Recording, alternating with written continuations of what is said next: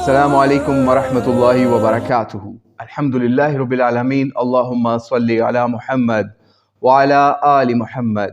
بھارت کے اندر ریاست کرناٹکا میں ایک نہایت شرمناک اور غیر منصفانہ فیصلہ سنایا جاتا ہے، اور یہ بتایا جاتا ہے کہ جن اسٹوڈنٹس نے حجاب کے حق میں پٹیشن دائر کی تھی ان کی وہ پٹیشن خارج کی جاتی ہے، اور یہ بتایا جاتا ہے کہ حجاب، سکارف، نقاب یا خود کو اوڑھنا یا معاشرے سے بچانا یہ اسلام کے فنڈامنٹلسٹ رائٹس میں سے نہیں، بلکہ یہ نہ تو کوئی اوبلیگیشن ہے، یہ اپنی چوائس ہے، کوئی نہ کرے یا نہ کرے، اسلام اس کے اوپر کوئی اتھارٹی نہیں ہے۔ انا للہ و انا الیہ راجعون، اور اس کے اوپر قرآن اور دیگر کتابوں کے ریفرنسز بھی اس فیصلے میں سنا ہے، لگائے گئے ہیں، لیکن ابھی پورا فیصلہ نہیں آیا۔ جب وہ آئے گا سامنے تو اس کا بھی ہم انشاءاللہ اس کی حقیقت آپ کے سامنے آشکارا کریں گے۔ لیکن اتنا شرمناک اور اتنا تضحیک آمیز فیصلہ مسلمانوں کے لیے ایک بہت بڑے سیاہ دھبے سے کم نہیں ہے انڈیا کے اندر،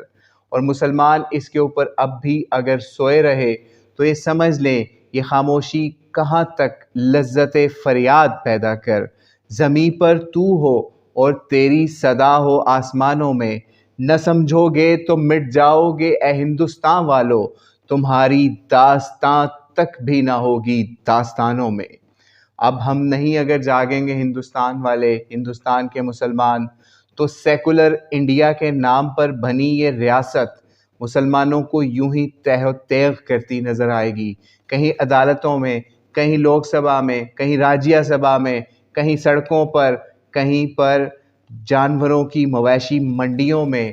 گائے کے نام پر، کبھی کسی نام پر۔ مسلمانوں کے اوپر ظلم ہوتا دیکھ کر آج بھی دل خون کے آنسو روتا ہے، اور مسلمان علماء کی اور لیڈران کی بے بسی بھی یہ سوالیہ نشان ہے کہ کیا وہ بک چکے ہیں یا تھک چکے ہیں جو وہ کچھ نہیں کر پا رہے۔ اکبر الدین اویسی یا اسد الدین اویسی صاحب نے کیا کہا وہ بھی آپ ملاحظہ کورٹ تو کہہ رہی کیجئے ہے کہ کہ انہوں یہ نے اس مسئلے اسینشیل پہ کیا کہا۔ اسلامک پریکٹس نہیں ہے حجاب، کیا کہیں گے آپ؟ ہم کرناٹکا ہائی کورٹ کے ججمنٹ کو صحیح فیصلہ نہیں مانتے، اور ہم کو سمویدھان کے تحت یہ رائٹ ہے کہ ہم ہائی کورٹ کے ججمنٹ سے ڈس ایگری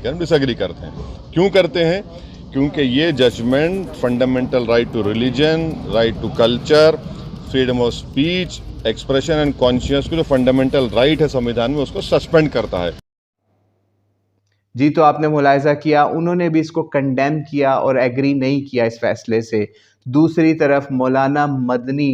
صاحب جو کہ اپنی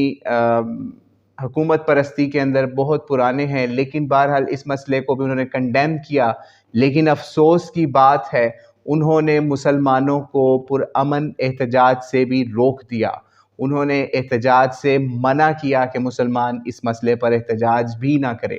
انا للہ و انا الیہ راجعون۔ مسلمان آج اتنا گر گیا ہے، ان کے علماء بھارت کے اندر اتنے گر گئے ہیں کہ مسلمانوں کو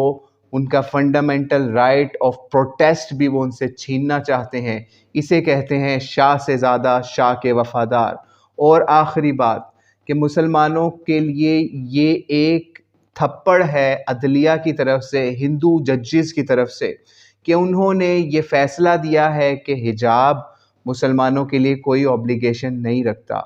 کیوں نہیں رکھتا؟ ایک تو انہوں نے کتابوں کے ریفرنسز دیے، اور اس کے ساتھ ایک نہایت شرمناک چیز جو مسلمانوں کی طرف سے پریکٹیکلی سامنے آئی وہ یہ کہ ایک اگر اسکول ہے یا کالج ہے، اس کے اندر اگر 100 مسلمان بچیاں پڑھتی ہیں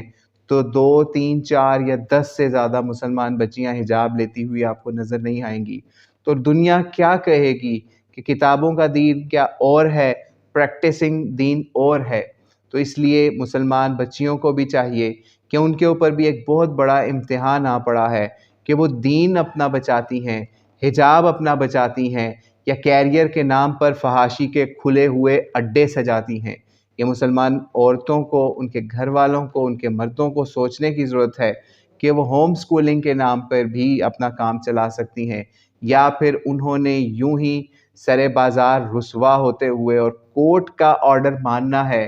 قرآن و حدیث کا آرڈر نہیں ماننا، حجاب، نقاب، برقع اور سکارف نہیں کرنا۔ اب دیکھتے ہیں مسلمان کس طرح نظر آتا ہے بھارت کے اندر، چھپا ہوا، ڈرا ہوا، بکا ہوا، گھسا ہوا، پٹا ہوا، یا پھر ابھرا ہوا اور اپنی آواز کو اپنے رائٹس کے لیے لڑتا ہوا، اور اس کے لیے مسلمانوں کو اکٹھے ہو کر ایک اسپیسیفک سٹرگل کرنے کی ضرورت ہے جس میں مسلمانوں کا مذہبی تشخص برقرار رہ سکے اور ان کی مسلمانیت کے اوپر آنچ نہ آ سکے۔ تو اللہ سے دعا ہے کہ اللہ کریم بھارت کے مسلمانوں کو ہدایت عطا فرمائے اور وہ یکجان ہو کر اس مسئلے کے اوپر کوئی ایسا لائحہ عمل نکالیں کہ سپریم کورٹ سے بھی وہ جیت سکیں اور سڑکوں کے اوپر لڑنے والی جنگ بھی وہ جیت سکیں اور اس کو شروع کر سکیں۔ السلام علیکم ورحمۃ اللہ وبرکاتہ۔